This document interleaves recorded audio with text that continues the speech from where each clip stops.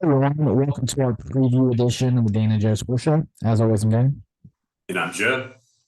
And Joe, we're not going to talk about it in depth tonight, but I did see the sad news about Bobby Knight's passing at 83 years old. Uh, One of the most successful coaches of all time in college basketball, from what he did at Army, of course at Indiana, and then later in his career at Texas Tech. And of course, he's also known for not just all of his national championships, his three at Indiana, but of course his off the field antics and just his personality that was so abrasive. Um, Truly one of a kind, and we will do him some justice next week. Yeah, absolutely. Be able to talk more about him, next week. But you're right, like definitely a sad news. Yeah. Uh, Joe, with Bobby Knight though, it makes me think of our lock of the week. And Joe, this is a theme that I've been kind of going off of on my locks of the week, and it's when Georgia plays a team that doesn't have the talent they do, but everybody tries to build up an upset in some regard. It seems like that's when Georgia always lays down the real dog paw, you know. You had Kentucky earlier this year. They had just come off looking rough against Auburn and South Carolina, and everyone's like, "Oh, Kentucky's going to beat Georgia." Nah, Georgia beats them 51-13, I think. Uh, this week they played Florida, and they didn't have Brock Bowers. Everyone's like, they looked so bad against Vanderbilt last week, and they lost Brock Bowers. Maybe this is time for Billy Napier to get a signature win. No, Kentucky puts up. Georgia puts up 53 points, their most wins ever, the best points ever in the cocktail party, and beats them 53-20. Well, Joe, Missouri this year, great story. The surprise team of the SEC. A lot of Drinkwitz is. I think right now he's a shoe-in for SEC Coach of the Year, and they're sitting here at 7-1. And if they win this game, then they're in the driver's seat to win the SEC East. They're traveling to Georgia, which we know the kind of environment that Georgia has at home. And one thing that I found amazing about Georgia is regardless if you give them the 2:30 slot, the 11 a.m. slot, the 7 p.m. slot, it seems like that crowd is always lit and just hungry. And I think Missouri is walking into just an absolute just bloodbath, meat grinder. Missouri had their chance at home to take on an LSU team that at that point had been struggling a little bit, couldn't get that win. Of course, we know what LSU is now, and they've shown it since then.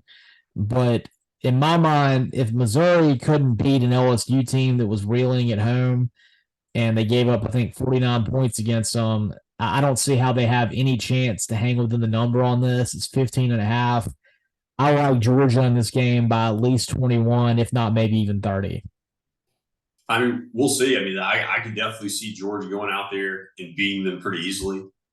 So yeah, that'll be really interesting to see how that plays out. Since Georgia's in that part of their schedule where you do have some compelling matchups. The one I'm looking at for the lock of the week is Notre Dame Clemson. I see where Notre Dame on the road at Clemson is favored by only 3 points.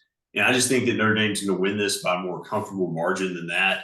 I think that I see Notre Dame winning this by probably at least 7 to 10 points, based on Clemson already having 4 losses this year. And even though Notre Dame has 2 losses, I still think, they're one of the best 2-loss teams in the country. Oh, I think that Notre Dame after LSU is the second best 2-loss team. I think that's where they're sitting at. They got a great defense. Sam Hartman is still an excellent quarterback. They have, in my mind, the best quarterback, running back, and defensive trio in the country. And, they were just that close to beating Ohio State. And if they were sitting here with one loss right now, having lost to just Ohio State, or having beaten Ohio State and having one loss instead of having the 2 losses they have right now, then I think they'd still be a chance at a college football playoff team. But regardless, they're a team that still has a chance to make a New Year's Six bowl, and I think they're going to end up finishing with a great season because that Yeah. Sam Hartman is always one that is he has a bad game every now and then, like he did against Louisville and the shocking upset they have. but he didn't let it carry over in the next week. And I mean, what they went out and beat Pitt 58-6, and of course laid it on USC too. So Notre Dame's been playing some good football lately. Oh, absolutely. They've been playing very well. And meanwhile, Clemson is just falling off the face of the planet. They started off the season with a pathetic loss to Duke, 28-7. They lost a really close game to Florida State at home in OT. One where a defensive touchdown, ironically, is what got the game to overtime. And then since then, they've dropped one to Miami in overtime. And I didn't get to watch it, Joe. There was a lot of talk about how Cade Klubnik made a wrong decision, I guess, on a read, and that was kind of what cost him the game. I didn't get to watch it. And then, none of those are, great losses by any means, but you can understand all of them. But then they lost to NC State last week, and this is not a good NC State football team. And I mean, this is a ruling program, and Dabo is so angry right now and prideful that I don't know if you heard the interview that he had with was it Tyler from Spartanburg, the on his call-in show, but it's just tragic, Joe. He's talking to a guy who, let's just say doesn't sound like, probably not somebody that's making a couple $100,000 a year, on the phone. And this guy's asking Dabo to justify why he's getting paid so much. And granted, the guy's being really rude. I mean, it was a rude call. And I mean, Dabo, if anybody deserves to have a bad season, it's him with what he's done at Clemson. I mean, Clemson was a good football program. They had a national championship back in, I think it was 1981 with Danny Ford before he got there. But they never had a sustained period like what they have right now with Dabo, with 2 national championships, 4 trips to the national championship game. And I think he said they had 12, 11 win seasons in a row. And now, of course, they're having a really bad season this year. And I think the whole transfer portal transfer portal NIL has not been Clemson's friend. But this guy, Tyler from Spartanburg, I mean, he says all these things about how Dabo, shouldn't be getting paid this much and blah, blah, blah. And he starts comparing him to Tommy Bowden. And Dabo just goes off on this guy. I mean, basically says, you want to apply for the Clemson job, you can have it. Don't challenge me. I've worked this hard to get from where I am to where, to what he's done now, talking about how he was a walk-on at Alabama, got a scholarship, how he started as like a GA making nothing and then worked up to being the head coach at Clemson. And that's all true. And I mean, he is an inspiring story, but I thought it was a very weird, prideful thing to like lash out at a fan like that on a call. I mean, you can tell that this failure that he's having this season is really getting to him. I don't think I've ever really seen a coach do that. Mm-hmm. Yeah, it's one of those moments, it might have been satisfying to him, in the moment, but that's definitely not something, that is a good move. He definitely should have taken the higher road in that situation. Yeah, it was a very weak moment, I thought, for him, and one that, if you want to get the detractors off your back, that's not the way to do it. Mm-hmm. Exactly. So, point being, though, this is a team that I think Dabo will eventually get them back, but I don't think it's going to be this season. I think this season's probably a wash for Clemson. And I mean, I think it's possible they may not even make a bowl game. I don't know. But I think that, you're staring in the mirror right now of a probable 6-6 type season. And Joe is an Auburn fan. I would love to have Auburn have the chance to take on Clemson in a bowl game and just get them right now, because I've been in an Auburn Clemson game where we didn't win it, and I've been at the one in the national champ season where we barely got them, but they've really kind of been a thorn in their side ever since we beat them in 2010. And that, in my mind, I've been like, "Ooh, man, that would be a good tantalizing bowl matchup that maybe we could win." Yeah, no, that would be a good matchup, and I could see that happening. The way the season's going for Clemson, and I think that it still throws me off seeing them with the 4-4 record. Yeah, I mean, they have the same record that Georgia Tech does, Joe, but not with the crazy sideshow stats that we threw out the last episode. No doubt. And hey, Georgia Tech gets them in the 10th game, which would be an even one. Therefore, Georgia Tech should beat them. It's according Yep, to that's the like way that. we go with the seesaw. Yeah. Um, Joe, speaking of seesaw, this LSU team has been an interesting seesaw. Going into the season, a lot of people had them as the favorite to win the SEC West. I think it was pretty split between them and Alabama. First week of the season comes and they get obliterated by Florida State, which I call it. I thought Florida State was a better team than them. They would show it, and they did. Uh, but then, LSU, just their defense is playing very poor football. They go out and they lose to Ole Miss and just the ultimate track meet, 55-49. They go out the next week and they do beat Missouri, and a pick six is what gets it done for them. However, they give up 39 points, and for about 3.5 quarters, their defense looked pretty poor. But since that time, their defense has really kind of gotten it together. They got to take on Auburn, which, Auburn is generally the cure for all poor defenses. But since that time, I mean, LSU's defense has only gotten better. I mean, they go out and they beat Army 56-0. And suddenly you have the best offense in America. I mean, I think, clearly the best offense, them in Washington. And you pair with an improving defense, and suddenly it's going to be a fascinating chess match between Brian Kelly and his offense and Nick Saban and his defense. And, what is just another great addition of the Alabama LSU rivalry. Yeah, and this was a year that you thought maybe earlier in the season this might be somewhat of an underwhelming game, and it's just kind of funny how it's worked itself into still being the game of the week. Yeah. It's still the game of the week, and it's still college game day. It's not the game of the century. We've had a couple of those, like the 2011 Alabama LSU game that was 9-6. And then, of course, the Joe Burrow and Tua game in 2019. And those games both lived up to their billing and were just, games between teams that were, the two best teams in America. Or at least, at that time were college football playoff ish type teams.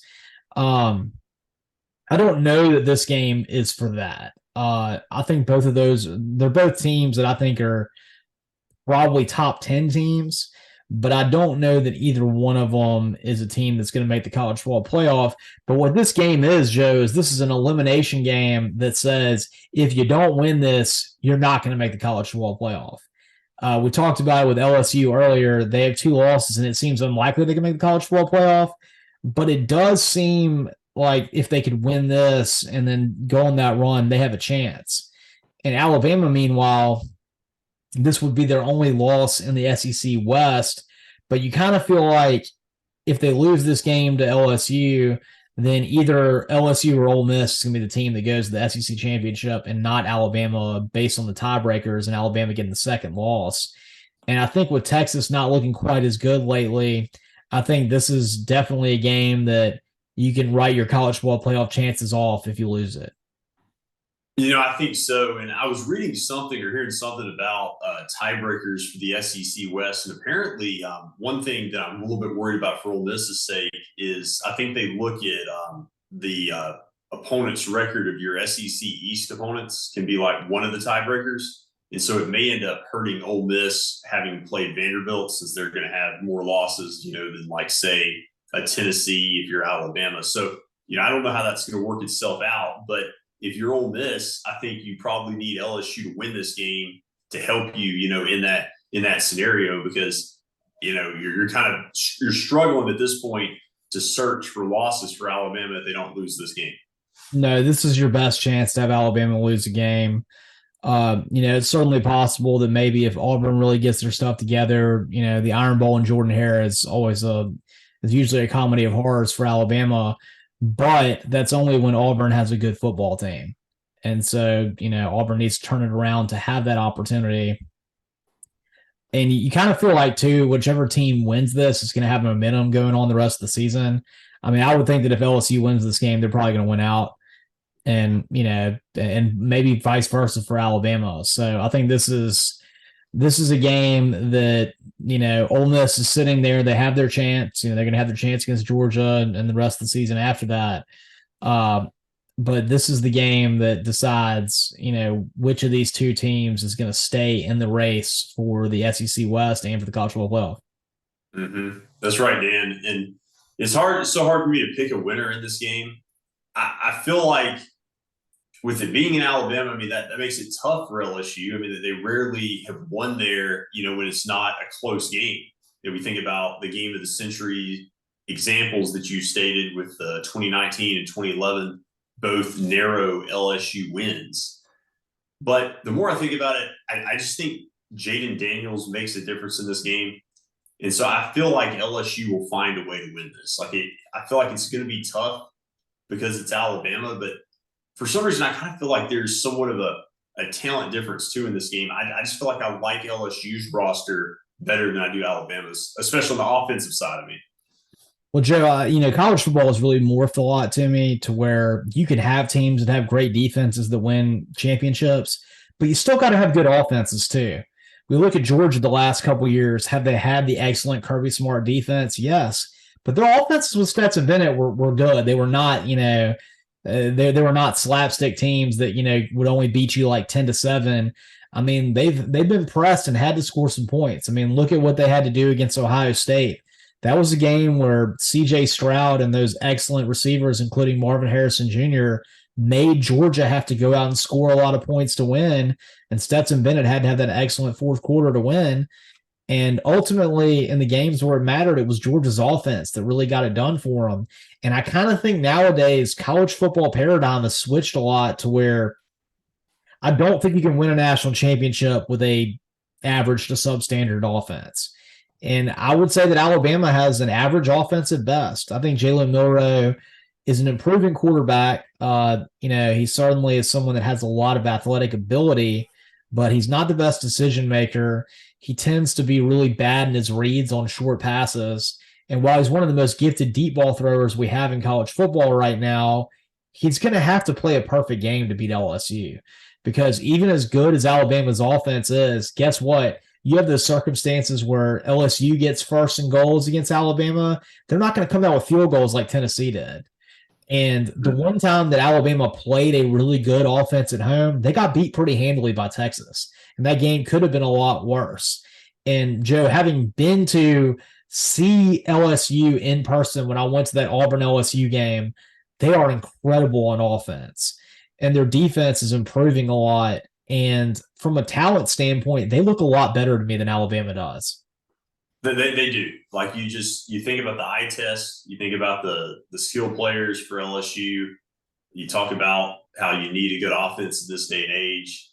I mean, all those reasons to me, it's harder for me to build a case for Alabama outside of maybe them forcing some turnovers. And I know that Ole Miss, they have a prolific offense that beat LSU. I know they went in there to Tuscaloosa and played poorly from an offensive standpoint. But I feel like that was more Ole Miss really just not having a great game plan. I don't think LSU is going to go over there with that same mistake. Yeah. I mean, I think a lot of that was psychological, man. I mean, Kiffin really does. Like, he loses his mind when he plays Alabama. It's just the weirdest thing that I don't know whether he's ever going to fix it or not. But Brian Kelly, he's already beaten Alabama. He beat them last year with, I thought, a really very well-coached game. And, of course, he had that great decision to go for the two-point conversion and got it to beat him on the last play of the game with Mason Taylor. And, I just think that they're not going to be scared of Alabama. They went toe-to-toe with them last year with a team that wasn't as talented as the team they have this year. And, Joe, it's kind of interesting that I found a stat earlier today that I sent to you, and this really just speaks to the dominance of Nick Saban. But the last quarterback to beat Alabama 2 years in a row was Drew Brees, to beat a Nick Saban coach team 2 years in a row was Drew Brees when he was at Purdue, and Saban was at Michigan State. Yeah, and it's a crazy stat. It's been a long time, and then also ironic, with them, they could have been on the same team together with the Dolphins, and because the Dolphins didn't sign Brees, the rest is history as far as the Saints, and then of course with the Alabama. Right. I mean, there's been a couple of chances. Chad Kelly had his chance, almost got it to get two in a row. Johnny Manziel had his chance, almost got it to get two in a row. But Saban was able to get the win in both of those in really tight games. Um, I mean, in my mind, Jayden Daniels right now is playing, I think, the best quarterback in America, the best player at the quarterback position in America, and his receivers are really just kind of lighting it up from Neighbors to Thomas, and they're starting to get a really good run game too, which I think is a little bit, a little bit underwhelming with LSU. No one's really talking about it, but Logan's a really solid running back. And one thing that Texas did against Alabama is they ran the ball pretty well against them. I think your stat for this game, Joe, is as good as Alabama's defense is 150. If LSU gets more than 150 yards rushing, they win. I mean, I think Jayden Daniels is going to get 300 yards passing. I don't care how good Alabama's defense is. You're a crazy lunatic if you think that he's not going to get 300 yards passing. But the rushing is the key stat right there. I think 150 yards rushing. I think that can kind of tip it. Yeah, I can see that being an important stat. And I think that Daniels, to me, he's coming into this game with so much confidence. Like he's lighting it up similar, to Johnny Manziel coming in there 11 years ago. And I think that their offense executes almost on an NFL level at times. Like the precision that he throws some of those balls to the receivers, the rhythm they have, to me, is just it's larger than college at times. Oh, yeah. I mean, like I said, I saw it in person. I mean, he throws just beautiful touch passes. And of course, he's so mobile. And one thing that has been a staple in Alabama losses over the years has been mobile quarterbacks have always gotten to him. And, Jayden Daniels already has one win over him when he wasn't playing football the way he was this season. And yeah, I like LSU in this one. And I think that, of course, it being in Tuscaloosa is going to make a difference, but we've already seen Alabama lose one game at home this year to a team that was better than them. Yeah, they have, and let's see how imagine what that would be like if Brian Kelly goes 2-0 against Saban. Yeah, I mean that would be something. I don't know that there's ever been a coach that was 2-0 against Saban. Because Les Miles did win 2 games in a row against Nick Saban, and so did Hugh Freeze, but they had already lost some before that happened.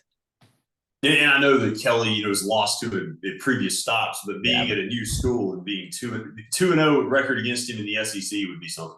Right, exactly. Yeah, I mean, I know, of course, what happened to BK when he was at Notre Dame against Alabama, but we're talking about in the SEC. That's a very impressive stat. So right. I'm thinking this is going to be quite the game, but I definitely like, I like the offensive skill power of LSU to rule the day on this one. I think so. Joe, interesting game for Ole Miss. They got a Texas A&M team that has so much talent, also has a really great defense coming into Oxford. And Joe, I would say that if this game was in College Station, I would be really worried about it, especially with Ole Miss traveling to Georgia next week and, looking forward to taking on the number 1 team. But I cannot say how happy I am that this game is in Oxford. Yeah, I mean, the only cause for concern would be, like you said, the look ahead to Georgia. It's also the 11 o'clock kickoff, and then finally the athletes that A&M inevitably has. They may not always be able to put it together, but they obviously have a lot of 5-star players at different positions on both sides of the football. But I think that with Ole Miss being at home and with the execution that Kiffin has gotten the offense on lately, especially in the first half last week, the defense playing better. I think most people are expecting a pretty close game, but I think that I see Ole Miss winning this game. I think that Ole Miss is kind of laser focused right now where they see the opportunity ahead. And I'm not saying they're going to beat Georgia the week after, but I feel like they are determined to go into that game with a 7-1 record. I think so too, Joe. And one thing that Kiffin has done historically well is he beats Jimbo Fisher in A&M. I mean, he's undefeated right now against A&M since he's been Ole Miss's coach. And you can tell this is one he takes kind of delight in. It seems like he's got a little bit of an animosity towards Jimbo Fisher, and he tends to be very focused when he gets his game plans together for him, including what I thought was a very impressive win last year on the road. And I think that, this is going to be a game where I think the defense is going to rule the day. I think that's the reason that Ole Miss gets the win. A&M's offense had a lot of struggles this year. Max Johnson started off pretty good when he came in off the bench against Auburn, but since that time, he's thrown a lot of stuff off his back foot. He's been very immobile, and their offense has had some real puzzling losses, including when they went to Tennessee. Their defense gave up less than 200 yards, and they still lost the game. Mm-hmm. Yeah, I mean that's kind of a microcosm of the season. So I don't trust A&M enough to win this game. I think that Johnson, like you said, can be good at times, but I just think he's not going to be able to make enough throws. And I think that just the game plan of the Ole Miss with Judkins getting healthier, with the complementary running game that we're seeing, with other guys that can come in there like Bentley and still have a lot of production. To me, that's improved a lot. And then, of course, Dart has just gotten so much better this year. Absolutely. I mean, he's making a lot less mistakes, which is going to be really big against a very opportunistic Texas A&M defense. Um, Let me say this though, Joe. This is a fascinating game for me from Jimbo Fisher's standpoint because I almost feel like A&M sitting there now with three losses, right? Because they lost to Alabama, they lost to Miami, and they lost to Tennessee. If they lose this, they'll be down to 5-4, and they still have LSU on the horizon. Um, I wonder, Joe, does Jimbo need to win one of these games? Does he need to beat either LSU or Ole Miss to keep his job this year? I mean, I know it's crazy with this buyout, but with all the pressure of Oklahoma and Texas both having great seasons, coming into the SEC and seemingly destroying this incredible recruiting advantage that A&M has had for the last, whatever 13 years they've been in the SEC. Does he need to show a little bit of signs of improvement and not have an 8-5 season, have at least a 9-win season in order to keep his job? I think he needs to. I mean, I think even with the 9-win season, a lot of people are upset, but especially if this gets out of hand, if you, as expected, lose to Ole Miss and LSU, yeah, I think that spells trouble. I don't know if the fans are going to be patient enough. I would lean towards no at this point. I kind of think so too, Joe. I think he needs to win one of these games where he's not supposed to. And because you think about it, like all the games that they played this year where they were supposed to, they needed to win, they weren't supposed to, they had their chances at the end and couldn't get it done. Now, Miami, they weren't supposed to lose that game. They just got boat raced. But against Tennessee and against Alabama, they had great opportunities and their offense cost them. Mm-hmm. Exactly. So they're going to have to. I mean, what it boils down to, they're going to have to upset somebody, in order to keep his job. I think. Absolutely. So yeah, I mean that's a problem right now for Jimbo and his offense, which started off the season pretty hot, but has really chilled out lately. Um, Joe, speaking of a team that is hot, Texas lost Quinn Ewers. I don't know if it's for the rest of the season, is at least for a couple weeks.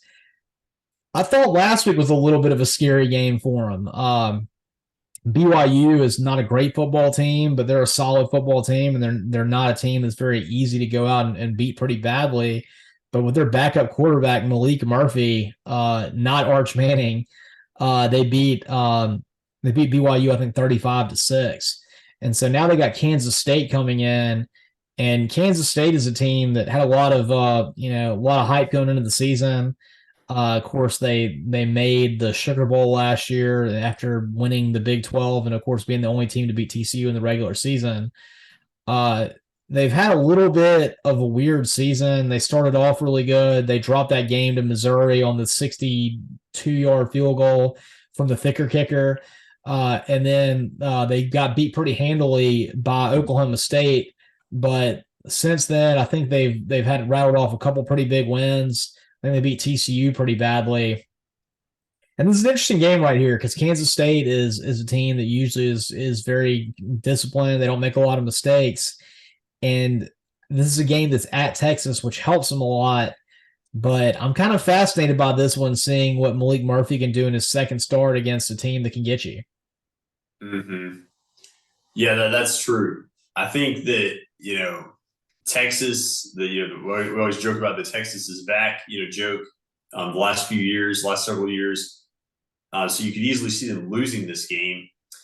I think, though, them being at home, I like them. I feel like it's setting up where they're going to be able to make it to the Big 12 championship game. And I think that, in order for them to do that, have that chance to still have college football playoff hopes, they've got to win this game. And so I would be surprised if they didn't pull it off. Yeah, Joe, I'm leaning Texas on this one too. If this was in the Little Apple in Manhattan, Kansas, I would maybe consider taking Kansas State in this.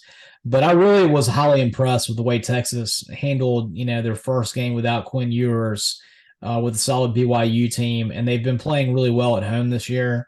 So I expect Texas to get the win, but this could be one that's a 7 to 10 point game.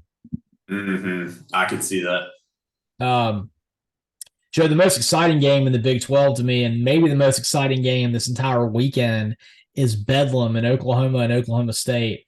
Oklahoma State started off this year just atrocious. I mean, there was probably some people that were considering, is this the end of the Gundy era? I mean, there's been so many times where, he's been so outlandish. He's gotten after it with his athletic director.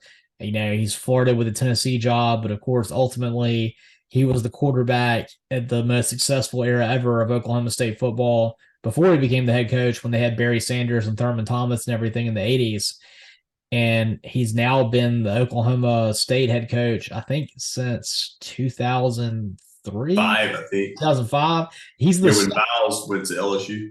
Yeah, like the same year that Miles went. That's right, when Miles went to LSU, yeah. I think he's now the third longest tenured coach in America after Kirk Ferentz and Kyle Whittingham.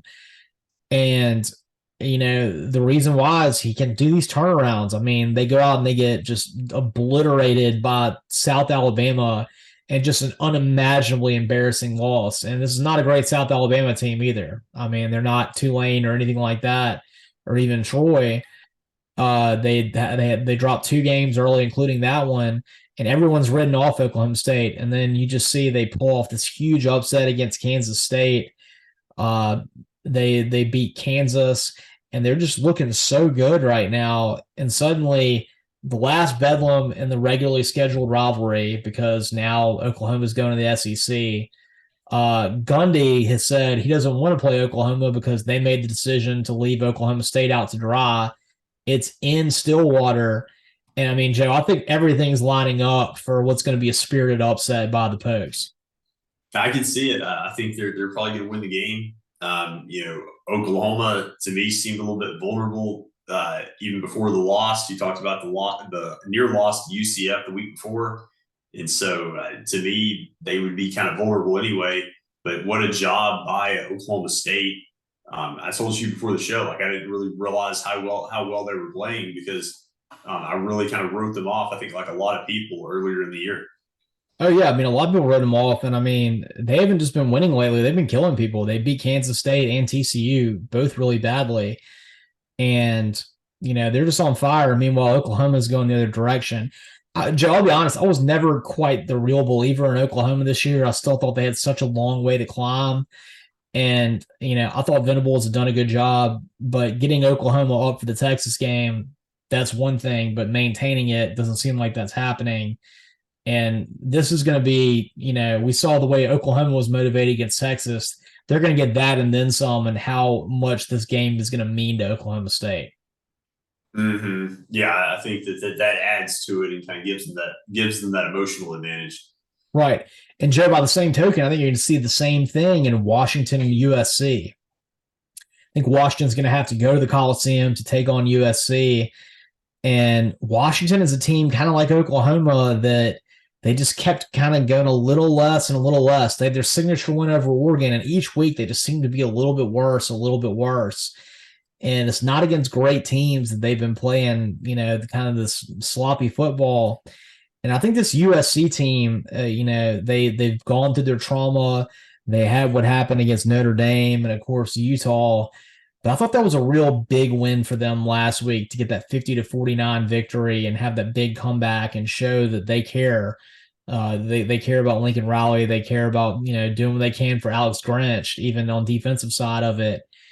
And I think that this is a game that USC is going to show, hey, we're still in the Pac-12 race. And I think Washington drops this one. I can see it. I mean, it would be standard, typical Pac-12 for Carnage. Washington to lose this game. And I think too, Michael Penix Jr., as good as he's been, there have been a few games lately. You talk about the team not playing as well, where his numbers have not been as efficient. Yeah, I mean, and meanwhile, Caleb Williams, he's had one bad game against Notre Dame, and that's it. And Notre Dame's got a very good defense, so I think that's something that he can be forgiven for.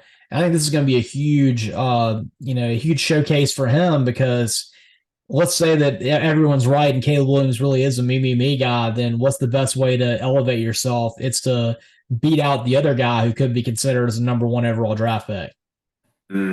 That's true. So I think there's just a lot of motivation for USC and Caleb Williams to really ball out in this one. Right, right.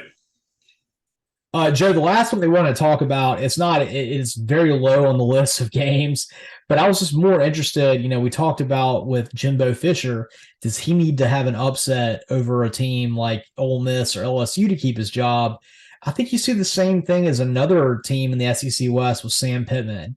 Sam Pittman, I think to a large degree, is a victim of his own success. I mean, Arkansas was so downtrodden when he took it over, but he did so good for the first couple of years. And now, I mean, suddenly Arkansas has got a little bit of the same thought that A&M is because with Texas and Oklahoma coming into the league, that's Arkansas's main recruiting area too. I mean, they really get the vast majority of their players out of Texas. And if Texas and Oklahoma come in strong, that's going to hurt them in the future too. And, this is a really rough season right now. They're winless in the league. You saw them lose 7-3 to Ole Miss and fire their offensive coordinator, which you generally don't survive as a head coach mid-season coordinator fires. That's usually a sign of what's going to come.